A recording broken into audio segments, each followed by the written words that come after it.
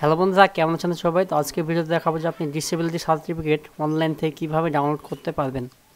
তো যারা জানেন তারা ভিডিওটা স্কিপ করতে পারেন, আর যারা জানেন না তারা অবশ্যই দেখতে থাকুন। আমি স্টেপ বাই স্টেপ কীভাবে করতে হবে আমি বিস্তারিত আলোচনা করব, যাতে আপনি নিজে থেকেই সেটা করতে পারেন। চলুন বন্ধুরা, ভিডিওটা শুরু করা যাক। তো প্রথমে আপনি গুগলে গিয়ে সার্চ দেবেন icon.wbhealth.gov.in। তো আমি লিঙ্ক নিচে ডিসক্রিপশানে দিয়ে দেবো, সেখান থেকে আপনি এখানে চলে আসতে পারেন ডাইরেক্ট। তো প্রথমকার লিঙ্কেই আপনি ক্লিক করবেন। তো আপনার কাছে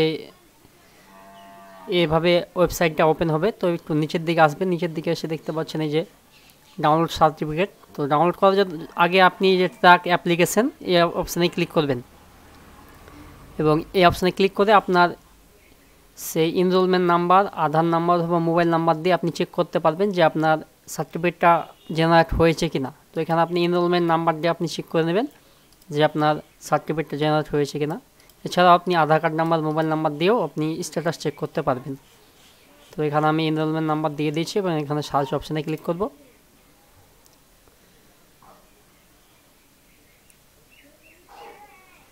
তো দেখুন বন্ধুরা, আমার ক্ষেত্রে এই সার্টিফিকেটটা জেনারেট হয়ে গেছে।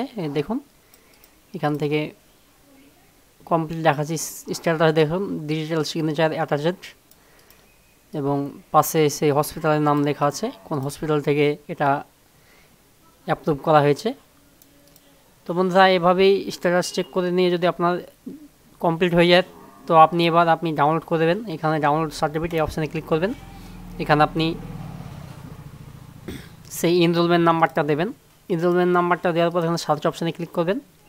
তো দেখুন OTP send register mobile number. তো আপনার মোবাইলে একটা ওটিপি আছে, সেই নাম্বারটা এখানে এন্টার করতে হবে, ওটিপি নাম্বারটা। তো এখানে ওকেতে প্রেস করবেন, এবং এখানে নিচে আপনি সেই ওটিপি নাম্বারটা দেবেন যেটা আপনার মোবাইলে গেছে।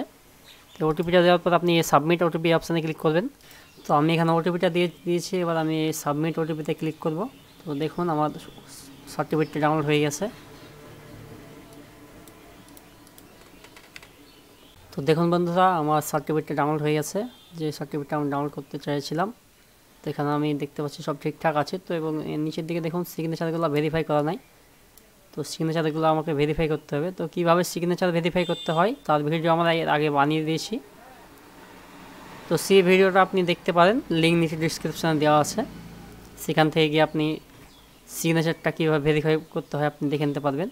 দেখে নেওয়ার পর আপনি প্রিন্ট আউট বের করে নেবেন সেই সার্টিফিকেটটা। সিগনেচার ভেরিফাই করার জন্য আপনি সিগনেচারের উপর ক্লিক করবেন, এবং সিগনেচার প্রপার্টির উপর ক্লিক করবেন।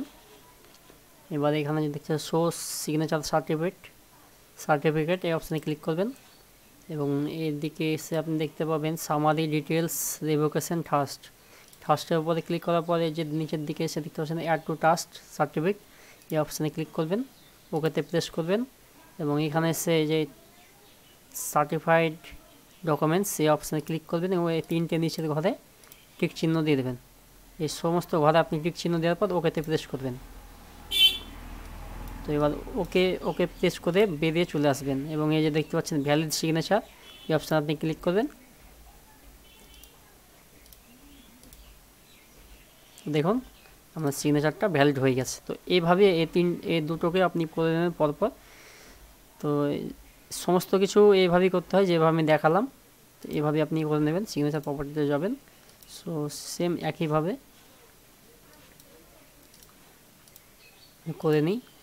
তো এইভাবে আপনারা করতে থাকুন। সিগনেচার ভ্যালিড কীভাবে করতে হয় এর আগে আমরা ভিডিও বানিয়েছি, সেই ভিডিও দেখতে পারেন আপনি, অথবা এইভাবে আপনি করে নিন।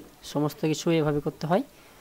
তো বন্ধুরা, এই ছিল আজকের ভিডিওটা যদি ভালো লাগে অবশ্যই লাইক করবেন, এবং আপনার বন্ধুদের সঙ্গে শেয়ার করে তাদেরকেও জানিয়ে যাওয়ার চেষ্টা করবেন।